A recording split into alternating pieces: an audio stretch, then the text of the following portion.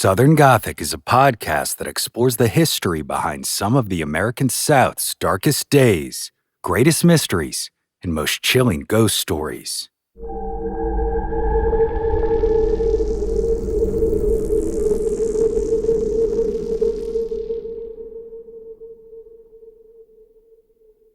In our most recent full-length episode, we discussed Gulfport's infamous Cahill Mansion, and we explored the possibility that one of the causes for the haunting might be that there was a poltergeist there, a, quote, noisy spirit that was throwing stuff around.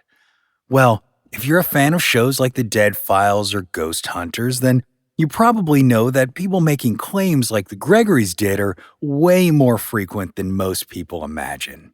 I mean, y'all, aside from seeing apparitions or experiencing weird synchronicities, things like that, stuff moving on its own is a pretty common claim among the purportedly haunted, and those TV shows, that's one of the main things. Now, of course, we could probably discount a lot of these folks with a little bit of cynical skepticism and just say that those people on the TV shows are looking for their 15 minutes of fame, but as in the case of the Atlanta Bloodhouse that we recently covered, sometimes the residents really don't want the spotlight shined on them, but due to the nature of what's going on in their home, they end up in the center of it anyway. And that's what happened to Mr. Charles and Mrs. Annie Daughtery of Portsmouth, Virginia, back in 1962.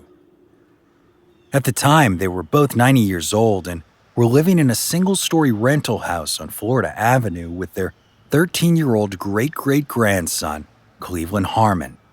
And for some reason, unbeknownst to them, all of a sudden, strange phenomenon started to happen there in their home.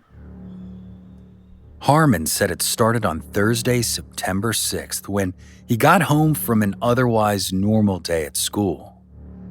I was coming home from school and some guys were chasing me, and probably because I had girls hanging around me all the time. Well, I ran up the stairs on the porch and the screen door was open and I dropped my books on the floor. I could smell Grandma cooking in the back, fresh apple pie. Then the books flew over the top of my head. My grandma said, "What are you doing throwing books all over?" And I said, "I didn't throw them." She thought I was fibbing and sat me in the corner. But this was just the start. Over the next few days, all sorts of household objects seemed to spring to life and sail through the air without any explanation. From a frying pan and dishes to tomatoes and even a vase that was said to have turned a corner mid-air. In one instance, a stool jumped from the floor and smashed a light bulb above, and in another, Mrs. Daughtery claimed to have watched her mattress slide off of a bed for no apparent reason, and the carpet levitate. Well, this was a tight-knit neighborhood, and it didn't take much for word to start spreading about what was happening, and so their friends started to come down to the house to see for themselves what was going on, and they were not let down. In fact, some of them even ran from the house scared. In 2013, the Virginia Pilot uploaded an interview of one of these witnesses on their YouTube channel. Helen Davis was a neighbor and friend of the Daughteries, and she was pretty clear about what she saw 50 years earlier at the house, and she didn't flinch when stating that it was haunted by something, but they didn't know what. And we witnessed these things coming out of the door, like a child was throwing them in the street. And they would make noise. If it was glass, it would break in the street. And we stood in the hallway and looked in the bedroom. And there we saw the mattress being pulled like someone was just pulling it. He proceeded to tell us that he had not slept in 2 nights because he couldn't sleep. These things were going on. He had a rocking chair near his bed, and he was about to sit, and the rocking chair began to rock on its own. We saw these figurines they had on the mantle begin to drop off and on the floor and they would bounce up and down. We never knew what it was.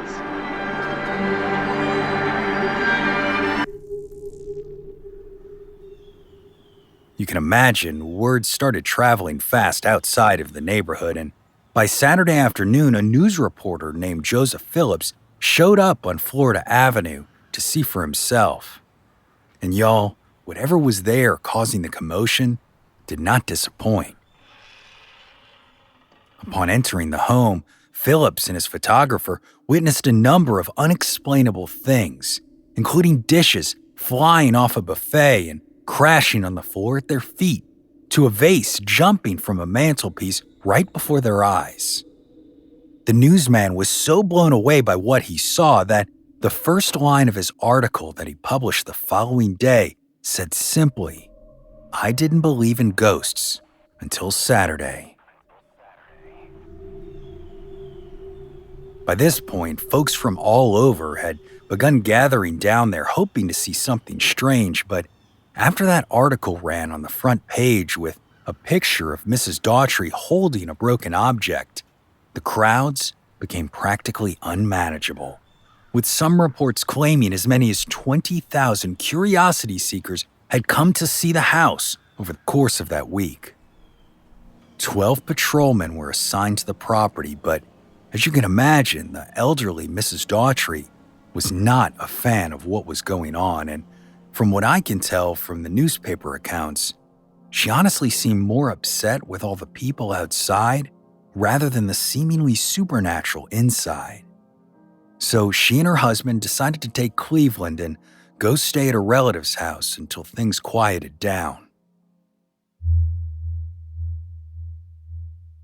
Of course, it didn't take long for psychic researchers to come try and investigate the home, including Dr. J.T. Pratt of the Duke University Institute of Parapsychology and Hugh Lynn Casey, head of the Society for Research and Enlightenment at Virginia Beach.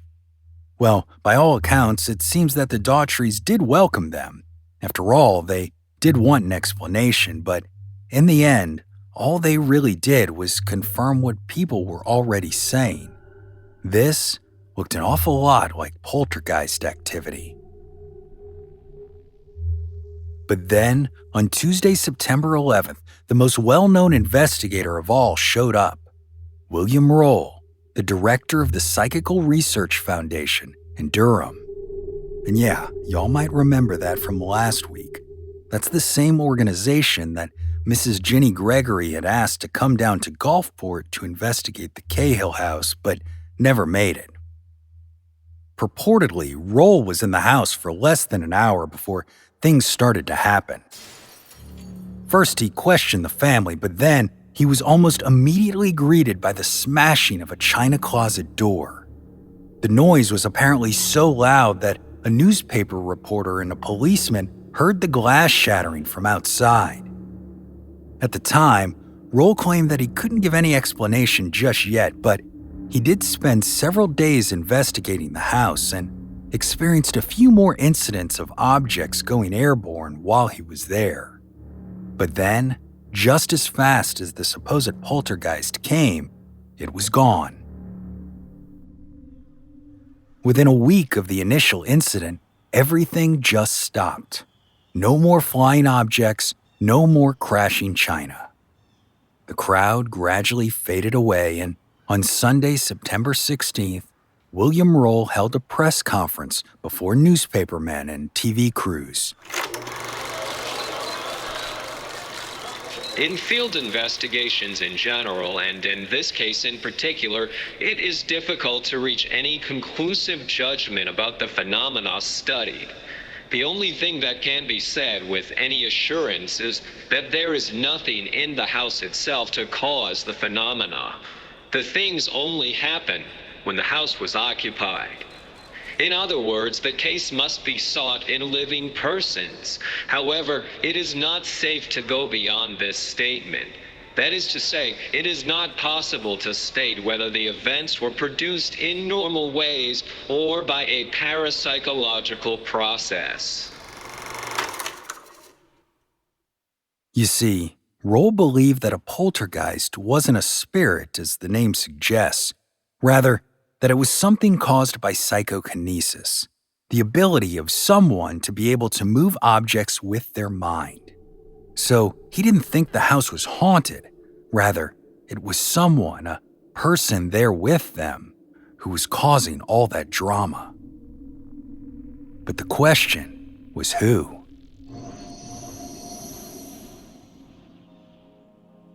Well, in 2019, Cleveland Tony Harmon claimed that it was him.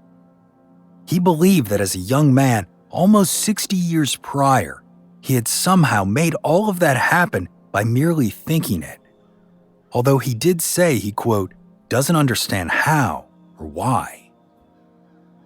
Now, y'all, if that really was poltergeist activity down in Portsmouth, it sort of tracks. As we've talked about in other episodes on this sort of thing, most think that poltergeist activity is caused by one of several things. It's either a ghost, a hoax, a mass hallucination, or the psychokinetic activity of an adolescent who experienced some sort of trauma. So yeah, it's a theory that lines up pretty nicely with what happened out in Adams, Tennessee, with the Bell Witch, in Georgia with the Cernsey family, or now here in Portsmouth. Because according to Harmon, that's why he lived with his great-great-grandparents in the first place. He'd been abused by his stepfather.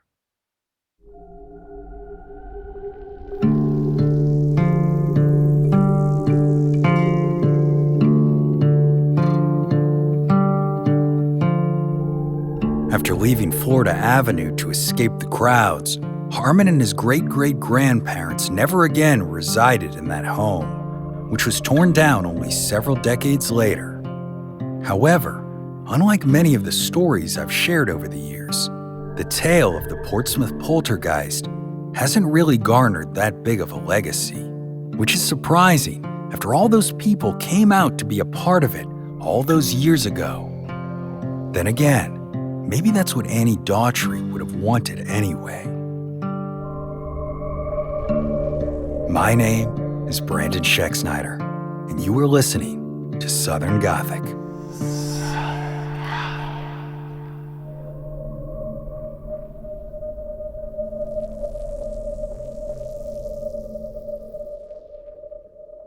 Southern Gothic is an independent podcast produced by siblings Brianne and Brandon Schexnayder. If you're a fan of the show and would like more content, be sure to join us over on Patreon or become a premium subscriber on the Apple Podcast app.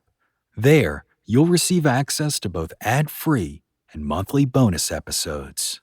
For more info on Southern Gothic, be sure to visit southerngothicmedia.com today. And as always, thanks for listening. Lucky Little Shacks.